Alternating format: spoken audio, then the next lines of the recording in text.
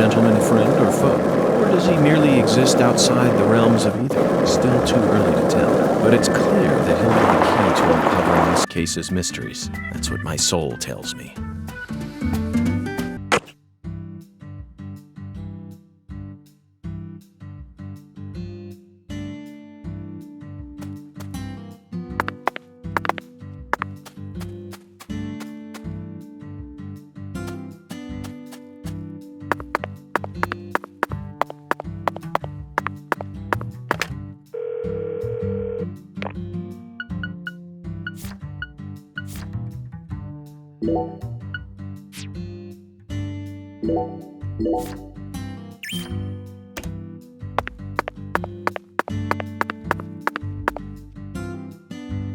Mr. York, that was mighty quick. The special agent does it again. You sure don't waste any time. I bet my CLG's got a lot to learn from you.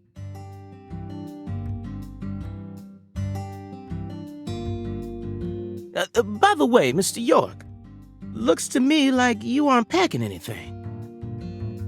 I was on vacation in New Orleans before I happened to stop by here. Well, shoot, that won't do. Here, I got something I think you'll like.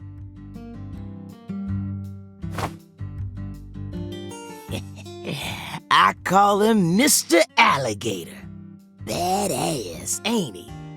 It's a tranquilizer gun for the gators.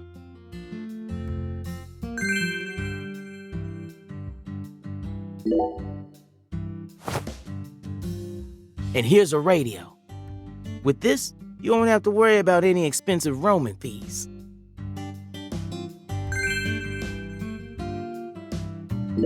Might take you a while to get used to them, but you'll get it. Try letting them rip a few times. Ain't no need to hold back out here.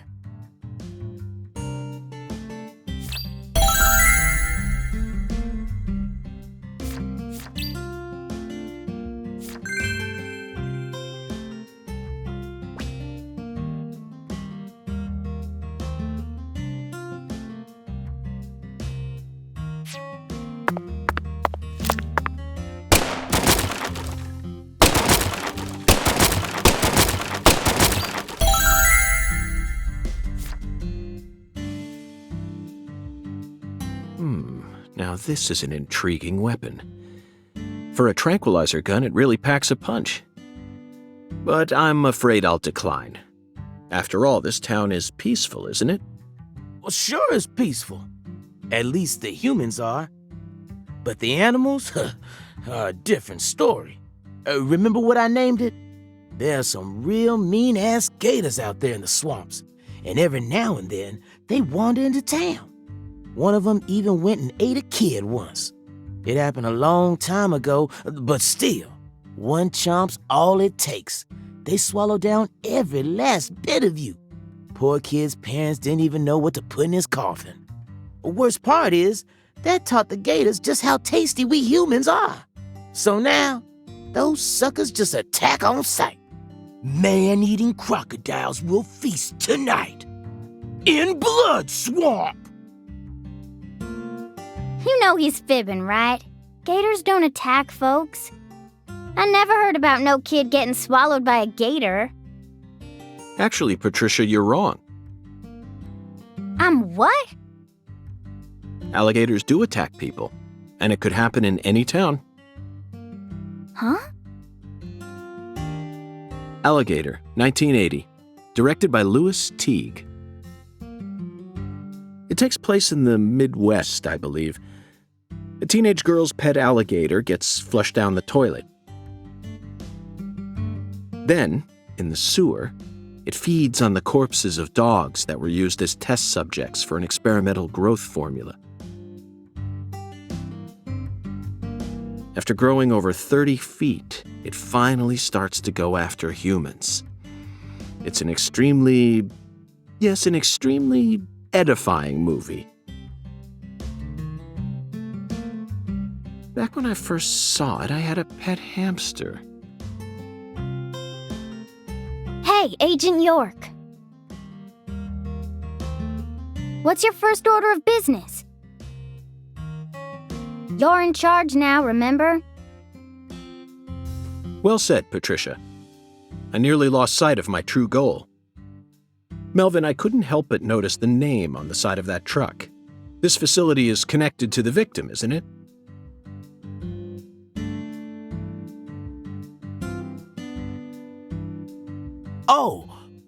Oh, right.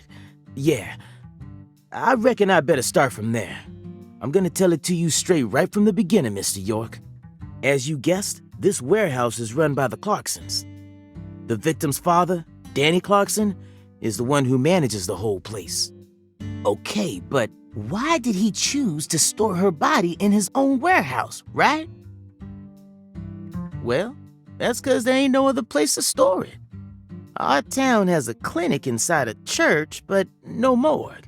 Whenever someone kicks the bucket, we just bury him in the graveyard right outside of town. But not this time. We got a murder on our hands this time. We need to give Lisa's body an autopsy and keep it stored, right?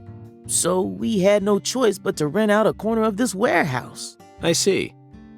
So that's what led to the ingenious choice to store the victim's body in a facility that her family owns. Anywho, this is where the real story begins. Truth is, a few days before you got here, Lisa's body went missing. Missing? Yeah. All of a sudden, poof. Did you leave the warehouse unlocked? I most certainly did not. I locked the whole place up and made sure no one could get inside. No one stole the original key, and I couldn't find any fingerprints at the scene.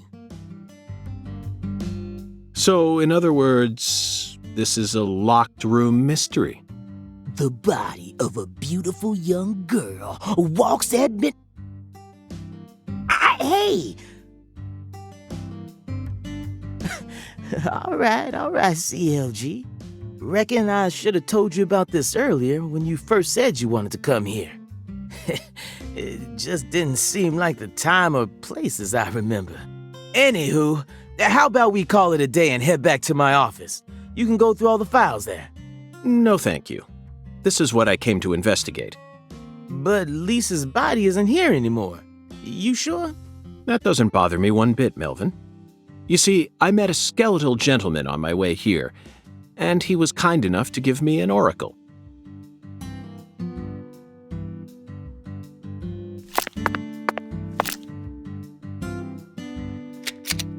Okay, Patty.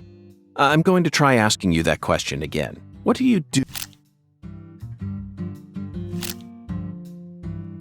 So you clearly love TV shows, but what about movies? Movies? We don't even have a movie theater around here, so I can only watch what I manage to catch on TV. Like what? For some reason, the only movie channel we get at home is the sci-fi one, so I just watch a lot of sci-fi. Like what? What's the last one you saw? The one with Schwarzenegger, where there's all these clones. The Sixth Day, 2000, directed by Roger Spottiswoode. You must be very well versed in sci-fi if you can appreciate an Arnold S. film. I thought it was way too easy for them to make more clones, and you'd never see a clumsy investigation like that on CSI. That's right. It's realistic. Everything about that film is so realistic. It may be difficult for a child to understand. But, Patty, that's not your fault. All of Arnold S.'s films are filled with hyper-realism, you know. On top of that, Roger Spottiswoode is a director who excels in dealing with hardcore subject matter. Turner and Hooch, Stop or My Mom Will Shoot, each film features one of the toughest tag teams you'll ever find. I can see why it's beyond you, though. No, what I'm trying to say is, Schwarzenegger's character was just a pilot, right? Why was he so strong? It's okay, Patty. You don't need to try and act like an adult to impress me. I didn't understand the charm of Arnold S. films when I was your age either. You need to take your time and slowly reel the film in. Do that, and Arnold S. will greet you with a big, warm smile. Whatever, just stop calling him Arnold S., okay? It's irritating me. Zach, she's at a sensitive age. We both know full well that this is the official way to refer to the film star, but she isn't used to it, so it's bothering her. When in Rome, Schwarzenegger will greet you with a big, warm smile. Zach, my mouth feels weird. How many fingers do you think we'd need to count the number of people who actually call him Schwarzenegger? We'll just have to stomach it for her sake, Zach. Patty, we're investigating here. I think it's about time we cut the chit-chat and got back to work. What? You're the one who brought it up, and you hardly even let me say anything.